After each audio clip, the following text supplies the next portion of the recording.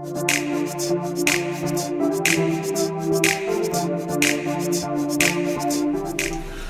alaikum, people. I'm Sam Pope Jr. with Education HQ for BlacklistedTV.com, where we discuss issues that are pertinent to the black community and the African diaspora as a whole.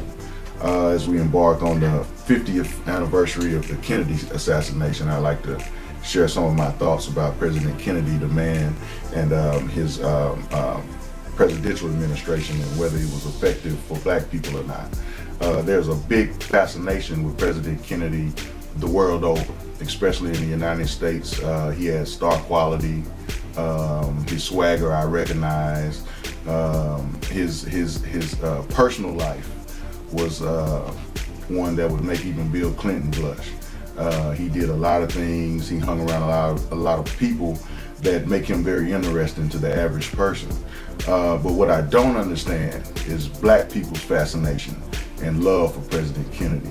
I don't hate the man or want to disparage him in any way, but some of the things that he's given credit for are just not historically accurate. He's thought to be the president of civil rights. Truth be told, President Kennedy never acted on civil rights. He actually told Martin Luther King and Ralph Bunche at one time that if you want me to do something about civil rights, you need to do it yourself. And he also told them that you need to make me do it, because I have no intentions of doing it because I couldn't get reelected. And you also have to realize that in the 60s, the Democratic Party was actually what the Republican Party would be today. In fact, his vice president who took over for him, Lyndon Baines Johnson, actually was the one that signed the civil rights legislation in 1965. Lyndon Baines Johnson is the one that should get credit for acting on black people's behalf in the Jim Crow South. President Kennedy actually really did nothing. Most of the issues that black people were having in the Deep South, in terms of lynch mobs, not being able to vote, not being able to eat at lunch counters, he had no idea about any of it. It's almost unbelievable for me to realize or believe that a president could be totally ignorant of what was going on with a big segment of the American population. But he actually learned about how bad it actually was in the South by watching television. And some of it took him aback. He started to kind of consider doing something about it. He mentioned it a couple times in speeches that he gave, but he never really did anything.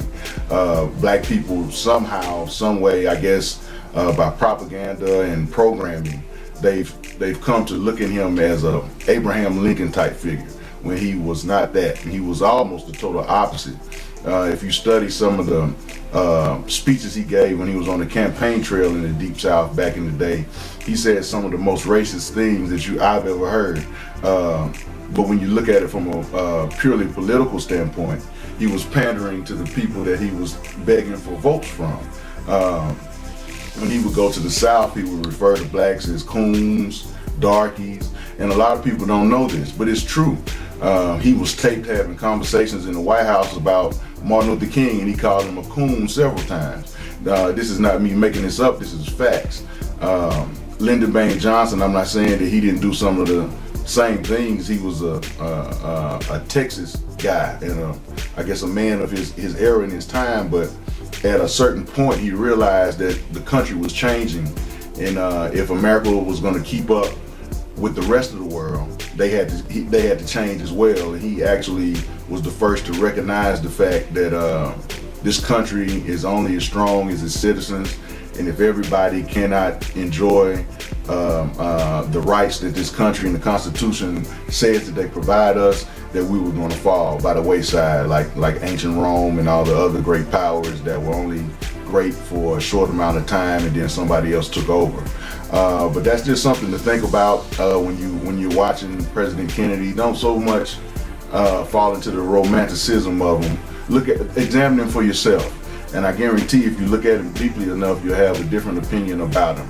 No matter what you think about him, if you think he was a good man, if you think even if you're indifferent, it'll make you look at him differently. And even though he was a Democrat, that Democratic Party back then is not what it is now. and it's worth looking into it. And history best rewards our research in any field of endeavor. I'm Sam Pope, and this is Education HQ for BlackListedTV.com.